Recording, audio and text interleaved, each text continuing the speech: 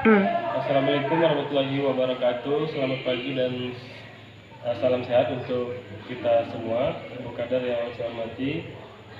Pada hari ini bersyukur kita dapat hadir di sini. Perkenalkan saya Dr. Rasman Effendi.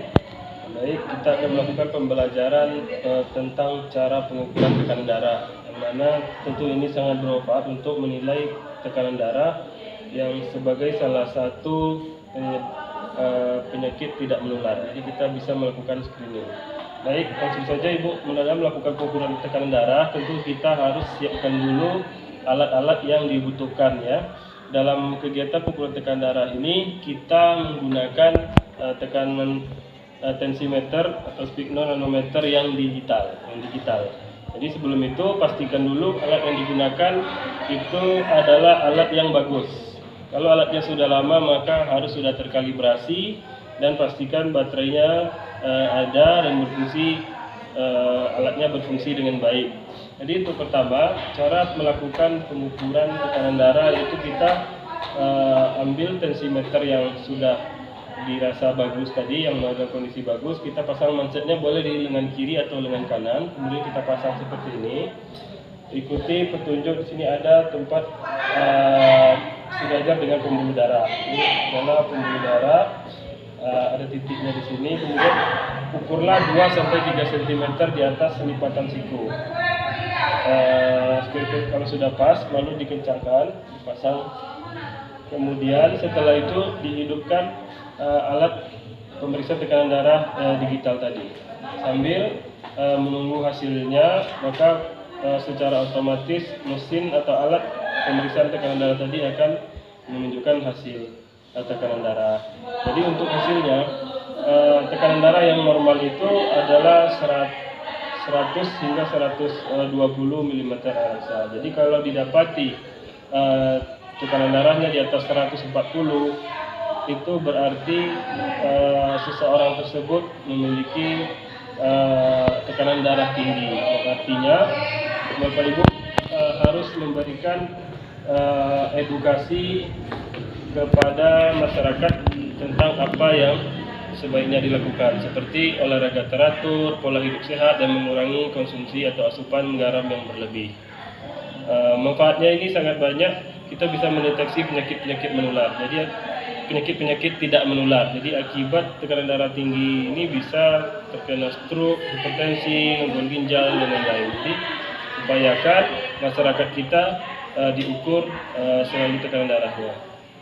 Jadi kesimpulannya, pemeriksaan tekanan darah adalah untuk mendeteksi salah satu penyakit tidak menular. Semoga bermanfaat. Assalamualaikum warahmatullahi wabarakatuh. Selamat pagi Ibu-Ibu Kader, apa kabar semuanya, sehat? Baiklah, untuk melanjutkan materi kemarin tentang pencatatan dan pelaporan melalui aplikasi ASIK, hari ini saya akan menjelaskan tentang langkah-langkah penggunaan aplikasi ASIK. Apakah Ibu-Ibu Kader ada membawa HP Android? Ada.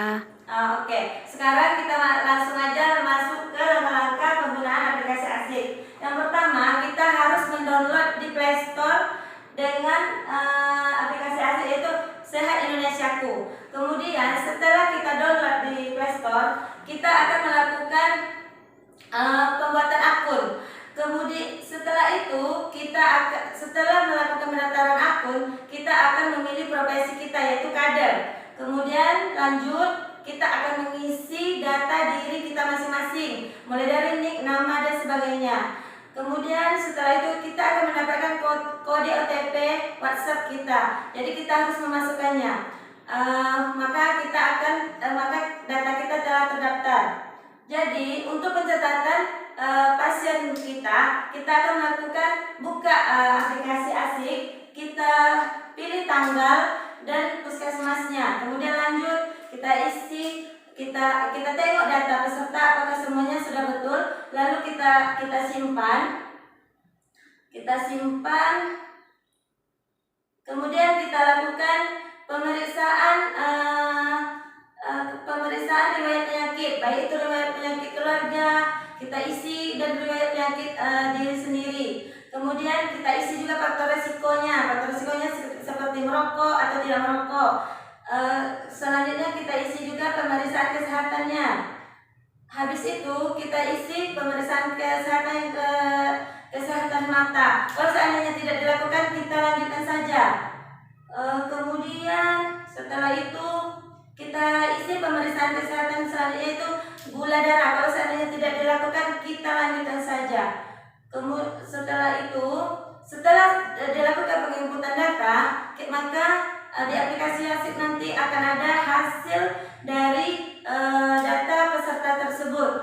Maka kita lakukan penjelasan dari penginputan tersebut. Lakukan edukasi kepada peserta dan harapkan mereka dapat mengaplikasikan dalam kesehatan sehari-hari. Apakah Ibu-Ibu Kader mengerti? Mengerti. Oke, mungkin itu yang dapat saya sampaikan. Semoga Ibu-Ibu Kader bisa mengaplikasikannya dalam pencatatan dan pelaporan. Baiklah, Assalamualaikum warahmatullahi wabarakatuh. Assalamualaikum warahmatullahi wabarakatuh. Waalaikumsalam. Bagaimana kabarnya Ibu Kader? Sehat? Sehat. Alhamdulillah. Semangat ya Ibu Kader. Oke Ibu, nama saya Dona Safrianti dari PT Puskesmas Gunung Musu sebagai tenaga promosi kesehatan.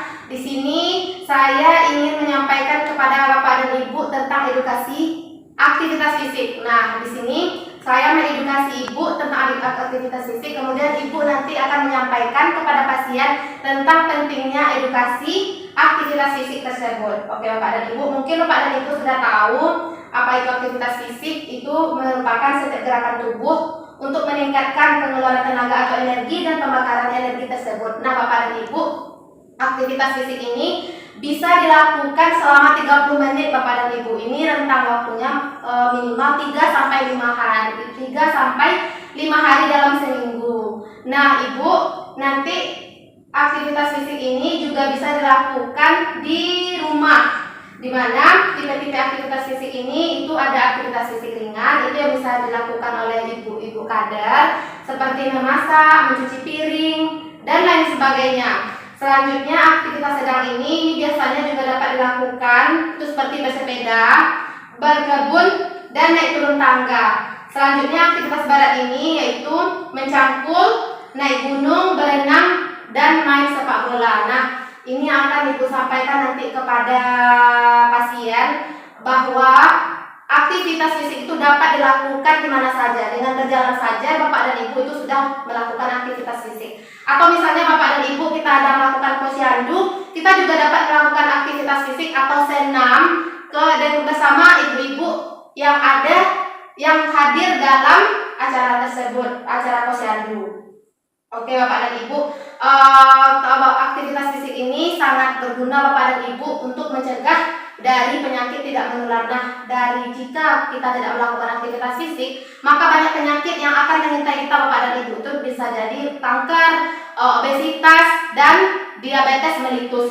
Begitu Bapak dan Ibu. Nah, pencegahan PTM ini dengan melakukan cerdik. Cerdik itu Bapak dan Ibu salah satunya yaitu yang rajin aktivitas fisik. Nah, dari itu kita bisa mencegah penyakit tidak menular dengan cerdik tadi, dengan melakukan aktivitas fisik. Nah, begitu Bapak dan Ibu. Ini nanti materi ini akan Ibu sampaikan, akan kita praktekkan juga Bapak dan Ibu kepada pasien-pasien lainnya. Oke Bapak dan Ibu, ada yang ingin ditanyakan Bapak dan Ibu? Tidak. Oke, jadi kalau misalnya ada yang ditanyakan, hubungi saja saya Bapak dan Ibu. Oke Bapak dan Ibu, terima kasih atas waktunya. Assalamualaikum warahmatullahi wabarakatuh.